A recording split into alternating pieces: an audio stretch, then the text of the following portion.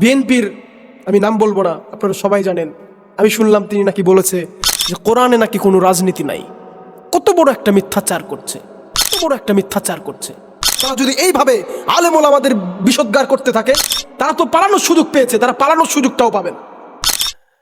কিছু কিছু নেতাদেরকে আমরা দেখছি যে তারা আলেমদেরকে বলছে ধর্ম ব্যবসায়ী, আর তারা নাকি ধর্ম ব্যবসায়ী করে না।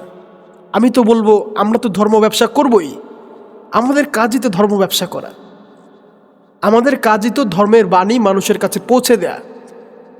আমাদেরকে ধর্ম ব্যবসায়ী বলছো তোমরা, অথচ নির্বাচনের আগে সুন্দর করে একটা টুপি পরো, নতুন একটা পাঞ্জাবি কিনে সেটা তোমরা পরে মানুষের সামনে সুন্দর সুন্দর ধর্মের বুলি উড়াও। আমরা কি এগুলো বুঝি না? তাহলে ধর্ম ব্যবসায়ী কারা হলো? ধর্ম ব্যবসায়ী তাহলে কারা হলো?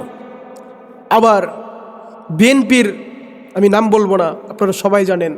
আমি শুনলাম তিনি নাকি বলেছে যে কোরআনে নাকি কোনো রাজনীতি নাই।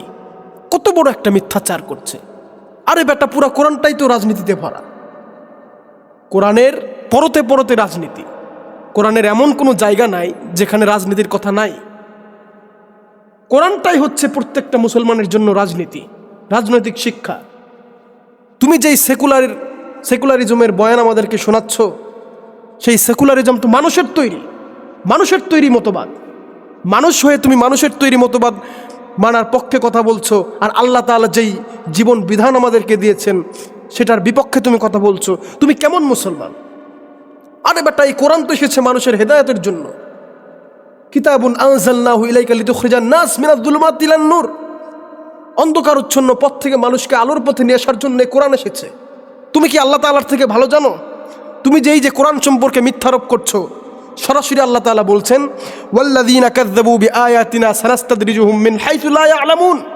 আল্লাহ রাব্বুল আলামিন বলছেন, যারা আমার কোরআন সম্পর্কে মিথ্যারোপ করে, যারা আমার কোরআন সম্পর্কে মিথ্যারোপ করে, মিথ্যা কথা বলে, আমি আল্লাহ তাদেরকে এমনভাবে ধ্বংসের দিকে নিয়ে যাই যে তারা নিজেরাও সেটা জানতে পারে না।